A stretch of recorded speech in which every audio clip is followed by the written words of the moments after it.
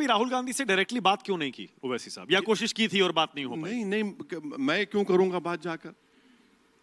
मेरे पेट में दर्द थोड़ी है भाई। बीजेपी को हराना चाहते हैं ना आप, और हाँ? आप चाहते हैं पूरा विपक्ष एक हो जाए। हाँ, पूरा विपक्ष आप भी तो चाहते हैं एक हो जाए। हम जब यूपीए में थे तो मोहतरमा सोनिया गांधी साहबा के घर में यूपीए की कोऑर्डिनेशन मीटिंग होती थी, तो वहां पर 1 से 2 मरतबा मेरी उनसे मुलाकात हुई। उसके बाद मेरी उनसे कोई मुलाकात नहीं हुई है। और मैं कोई वो अपनी पार्टी चला रहे हैं, वो अपना काम कर रहे हैं, मैं अपना काम कर रहा हूं। कैसा अनुभव था यूपीए में एक घटक दल के तौर पर शामिल रहना? उस समय कांग्रेस सीनियर पार्टनर के तौर पर कैसी थी? कुछ छोटे दल कहते हैं कि वो बड़े भाई की तरह दादागिरी करती है, अपमान करती है छोटे दलों का। आपको भी कभी ऐसा महसूस हुआ था क्या उस समय? नहीं, उस जमाने में तो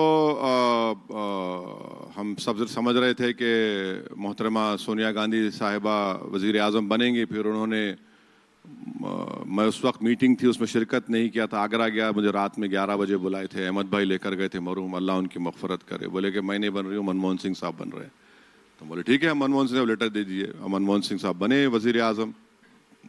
as a first term Manmohan Singh साहब का माइनॉरिटीज़ के लिए बड़ा अच्छा रवैया था, मगर सेकेंड टर्म में थोड़ा वो लूज कनेक्शन पैदा हो गया। First right over resources minorities का है, ये उनका बयान है। नहीं, ये स्पीच को अगर आप निकाल कर पूरा पढ़ेंगे, आपको चाहिए कि पूरी स्पीच डॉक्टर मनमोहन सिंह को आप उसको देखें। नहीं, उसी बयान को उन्होंने एक प्रेस कॉन्फ्रेंस में दोहराया भी था, वो भी वीडियो है, सब जगह वायरल है। देखिए, उन्होंने ये कहा कि देखिए राइट टू इक्वालिटी संविधान में है, तो हम सब्सटेंटिव इक्वालिटी की बात करते हैं। इक्वालिटी ताकतवर लोगों के दरमियान में नहीं होती है, इक्वालिटी कमजोरों में। कमजोर को आप इतनी इक्वालिटी करो कि वो ताकतवर के बराबर हो जाए, उसकी बात करे वो। तो उसमें आप पकड़ ली बीजेपी उसको। अच्छा, आप बताइए, आप कौन सा माइनॉरिटीज का बजट क्या है अभी जो मोदी सरकार में? पैसा दिया नहीं जाता। प्री मैट्रिक स्कॉलरशिप को सिर्फ 8 और 9 क्लास तक महदूद कर दिया गया। सबसे ज्यादा ड्रॉप आउट रेट इस देश में दलित समाज से ज्यादा मुसलमानों में। वहां पर उसको रोकने के बजाय मोदी बोलते हैं कि नहीं 8 और 9 में देंगे। आपने मौलाना आजाद फाउंडेशन को बंद ही कर दिया। जो बच्चे एमफिल पीएचडी करते थे माइनॉरिटीज के, मुसलमान नहीं, जिसमें मुसलमान भी थे माइनॉरिटीज, तो इनका एक रिकॉर्ड है ना। देखिए क्या कर रहे हैं आप अवॉइड कर रहे हैं वैसे साहब, गोल कर रहे हैं आप। मनमोहन सिंह ने क्या सही कहा था कि रिसोर्सेज पर, संसाधनों पर पहला हक माइनॉरिटीज। देखिए, आज वो शख्स दुनिया में नहीं है, मगर उनकी स्पीच को आउट ऑफ कंटेक्स्ट ले जाकर उसको एक इशू बना दिया गया। उनकी स्पीच आज भी है वहां पर। ठीक है, राहुल गांधी कैसे नेता हैं वैसे साहब? अरे भाई, आप मेरे को, आप उन्हें कैसे जज करते हैं, कैसे रेट करते हैं? अब आप मेरे को यहाँ पर किस लिए बुलाए हैं? उस पे आ जाइए। अब मैं कौन होता हूँ किस पे जज करने वाला? भाई, वो अपनी जगह अपना काम कर रहे हैं, अपने पार्टी के वो बड़े नेता हैं, अपना काम कर रहे हैं, कोशिश कर रहे हैं। हम अपना काम कर रहे हैं, कोशिश कर रहे हैं। अब मैं कैसा बोलूं उनके लिए? ये तो बहुत सब्जेक्टिव चीज हो जाएगी। ओके, ओवैसी साहब, क्या आज भी अयोध्या में जहां राम मंदिर बना है उस जगह को विवादित मानते हैं, और क्या आज भी उस जगह बाबरी मस्जिद मानते हैं? आपने कहा था कि मेरे लिए वो हमेशा बाबरी मस्जिद रहेगी। मेरा मानना यह है कि गोविंद पंत, जीबी पंत, अगर जिस वक्त मुख्यमंत्री थे, जिस वक्त रात के अंधेरे में चोरों की तरह मस्जिद में घुसकर इशा की नमाज के बाद मूर्तियां रख दी गईं, अगर वो ईमानदारी से रूल ऑफ लॉ को फॉलो करते तो उसको साफ करके मुसलमानों से कहते कि तुम्हारी मस्जिद है तो नमाज पढ़ो। उन्होंने नहीं किया। नेहरू ने सिर्फ एक लव लेटर लिख दिया जीबी पंत को, और वहां पर एक सीएम अगर बोलता उस कलेक्टर नायर को कि तुम क्या कर रहे हो, उन्होंने नहीं किया।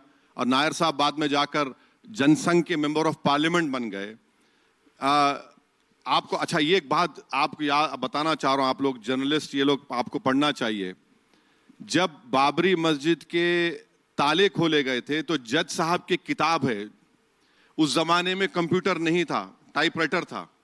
मैं उसमें पार्टी हूं। जज साहब मुझे बगैर सुने उन्होंने एक 26 पेज का ऑर्डर 5-10 मिनट की हियरिंग में दे दिया।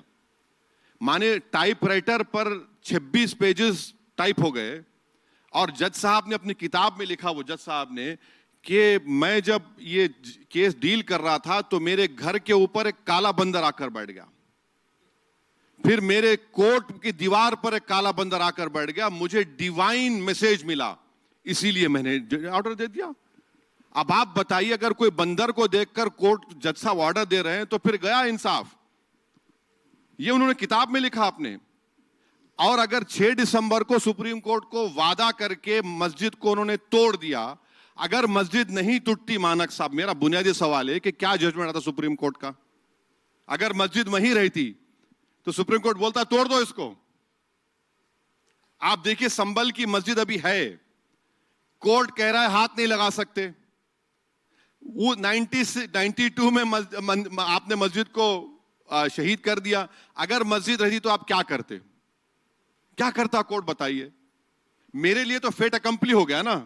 मैं अपनी मस्जिद को भी खो दिया, वो जगह को भी खो दिया। पर आप तो आज भी मानते हैं ना?